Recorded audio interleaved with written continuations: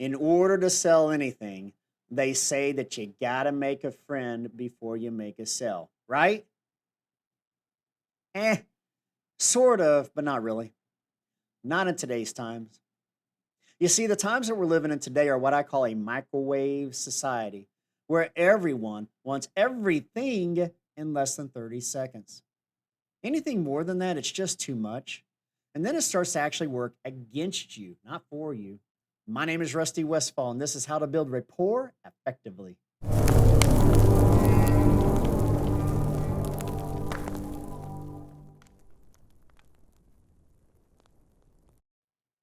All right, folks, y'all know the drill. Like, subscribe, let's go. Rule number one, whether out there in the field or selling over the phone, the days of spending the first 5 to 10 minutes of your appointment wasting time, chewing the fat, and talking about irrelevant things that just don't matter and that don't pertain to why you were there, folks, they are long gone. And if you are somebody that is still spending the first, say, 10 minutes talking about the weather, sports, hunting, fishing, gardening, or whatever it is, thinking that you're establishing common ground, a few things here. First of all, you're wasting your most important asset, which is your time. And you are also working against yourself by making a best friend and not a client. The more of a friend that you make, the less these people will see you as a professional, someone who is not in demand, somebody who has all the time in the world, and someone that they will want to do lunch with, have a beer with, go to a ball game with. It just makes it so much easier for them to put you off. Oh, I'll call you, old buddy, old pal. We're still going to go fishing, right? Yeah. No, just let me talk it over with my son first, and my daughter, and then my neighbor, and then my friend, and then my pastor, and my dog, and oh, my mechanic buddy who helps me with all my financial decisions. Yeah.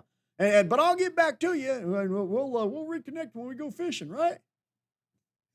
Now, I will tell you that how you handle the beginning of every appointment, it is dictated by the type of lead that you have and how you make contact with them. If you are selling over the phone and you're taking live transfers or inbound calls, then the approach it's completely different than being out there in the field or selling over the phone but having to dial out leads. When calls are coming directly to you instead of you calling them, you don't waste any time at the beginning of the call talking about stuff. These people want answers, and you need to show them that you're going to get right down to business and do what you need to do more on the back end, which is ask the important non underwriting but emotional questions. So you're kind of disguising it first and you're going straight into it. And these people thinking, oh, cool, I'm getting these guys getting right down to business. And they are more prone to participate. But then after you do the underwriting, there's a way that you start asking those non underwriting questions, those emotional questions, the dominant buying motive to understand what that is. So that way you can build your presentation around. You do that on the back end.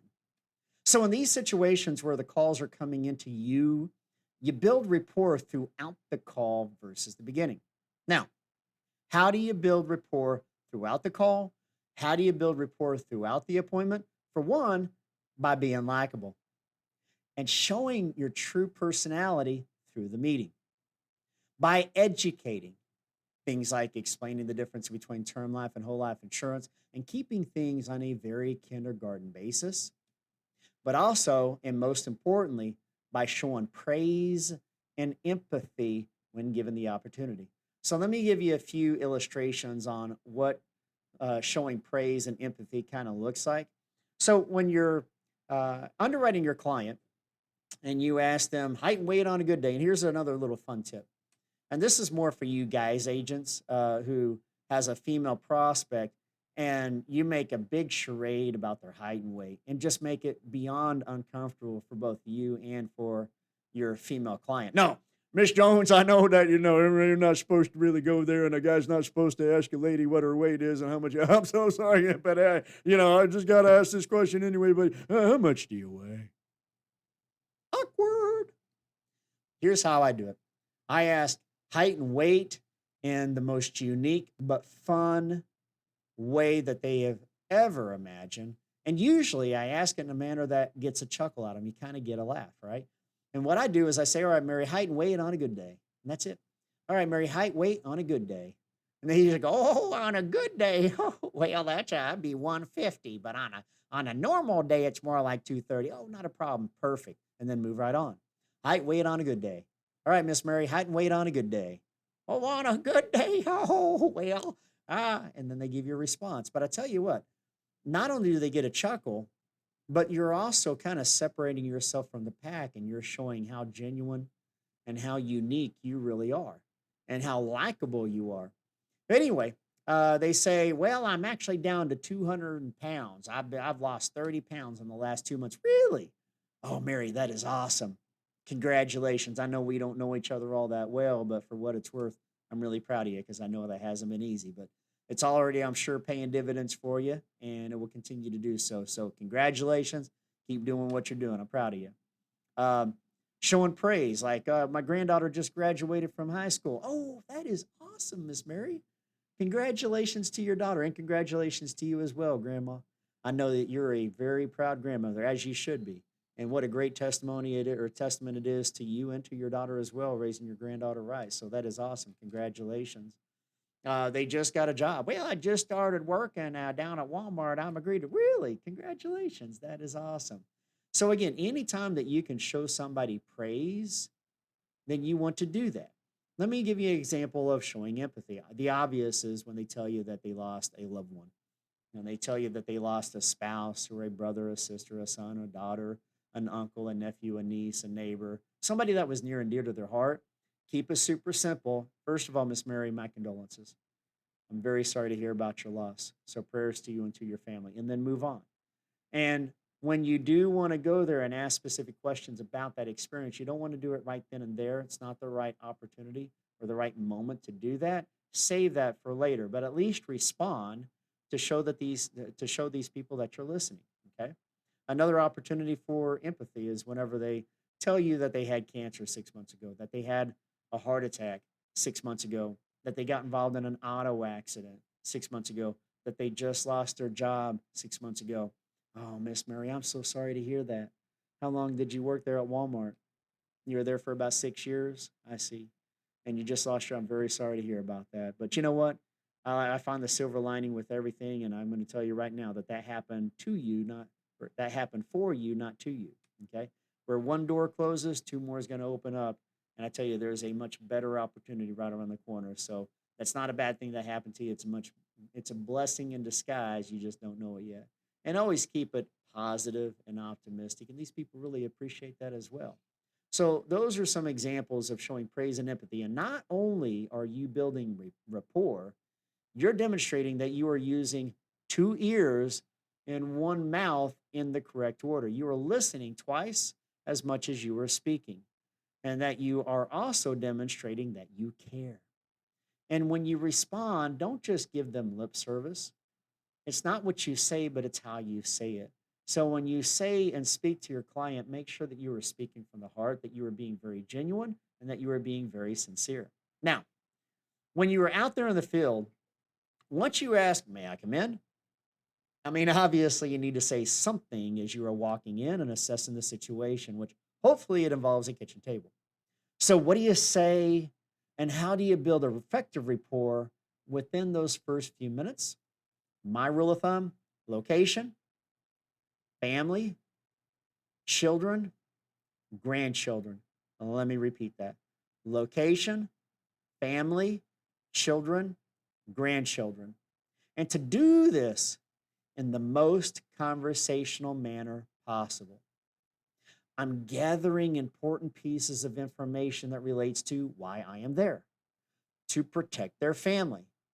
And so, wouldn't it be good to know a little something, something about their family dynamics versus, say, the weather or talking about the Kansas City Chiefs?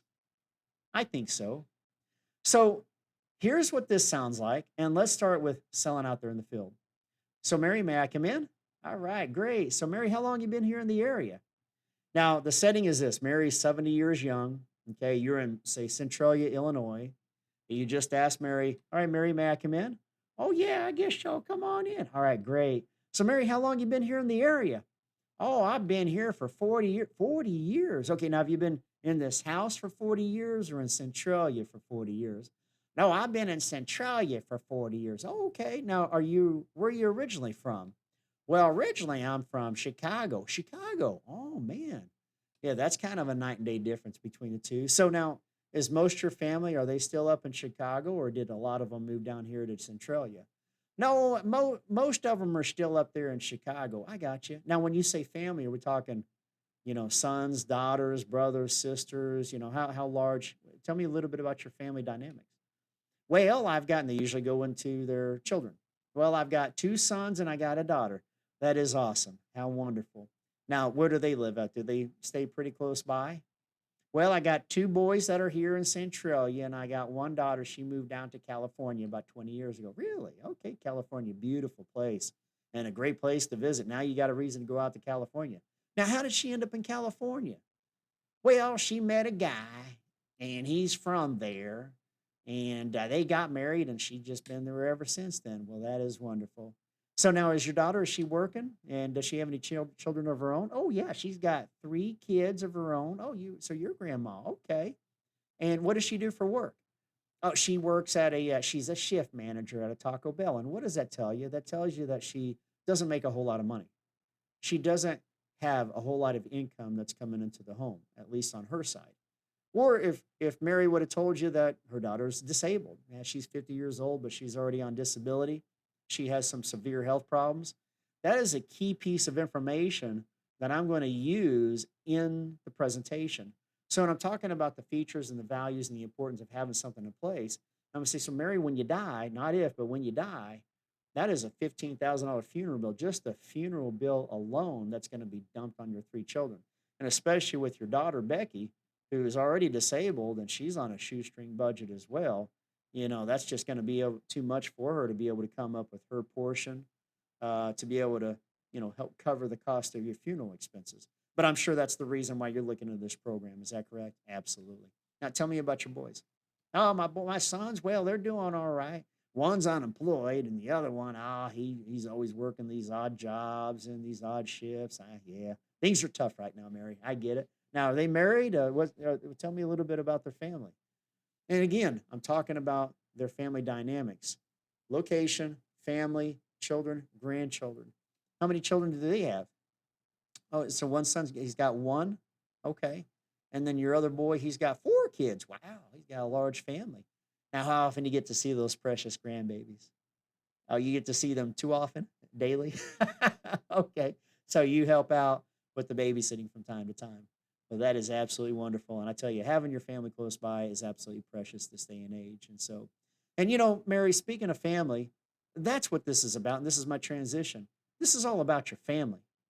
This is about the high cost of funerals and cremations and other final expenses. And for you, so when you die, that huge, enormous burden that's going to be left on them, you've got that taken care of. Is that right? Absolutely. And that's why I'm here.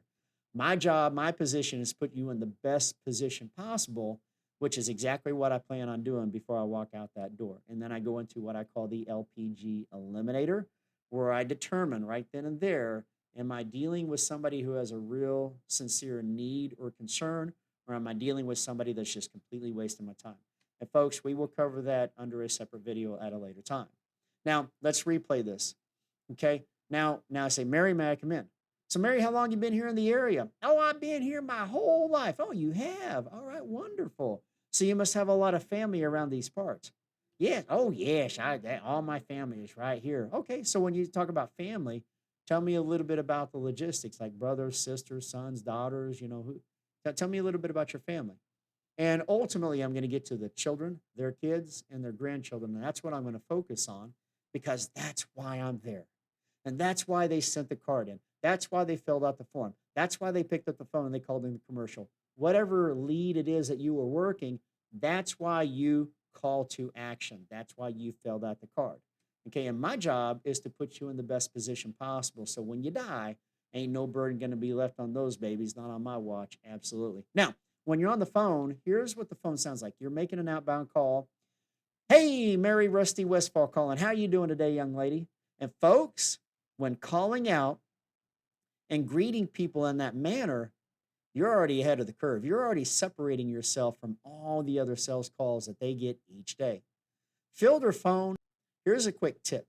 When you have a prospect who answers the phone or who answers the door and they are the same gender and appear to be or sound the same age as the lead that you have, you want to assume it's them. Don't ask, "Hi, is Mary home?" Or "Is this Mary?" No. You want to assume it's Mary. "Hey, Mary Rusty Westfall, how are you doing today, young lady?" Meanwhile, Mary's just sitting there. She's sitting there on her phone. How do I know this person? And they're more prone to speak with you because they are now curious into who the heck you are and how do they know you. Then you go straight into why you were calling and then immediately start verifying a few key pieces of information leading to location. "Well, Mary, I'm getting back to you on this card that you had filled out. Well, Mary, I'm getting back in touch with you in regards to that request that you had made on Facebook regarding the senior funeral insurance benefits for your family. Let me make sure that I've got your information correct. Mary Smith, date of birth 1 2 of 1956. You did list that you are a widow, which I'm very sorry to hear about that. But it does look like you're out there in Centralia, Illinois. Is that correct? It is. Okay. So, Centralia, how long you been out there in that area? And then you take it from there. Location, family, children, grandchildren, then transition. Speaking of family, that's what this is about. This is about your family and the high cost of funerals, cremations, and other final expenses, which is why you sent this card in, which is why you submitted that online form request, because you want to make sure that when you die, you don't leave any kind of a burden on them. Is that correct? Absolutely. And that's why I'm here, and that's why I'm calling. Folks, who's going to say no to that? Especially right after they spent a few minutes talking about their family, right? And then from there, again, I transition into the LPG eliminator, which once again, I will cover that part in a separate video. But for now, let's recap. Do not waste any more of your most important asset than you have to, your time. Building rapport, whether at the beginning of the meeting or throughout the appointment, is something that you shouldn't spend more than a few minutes doing. Number two, do not make a best friend and work against yourself. There is a difference between making a friend and making a best friends. Best friends don't see you as professionals. Best friends don't see you as being a person who is in demand.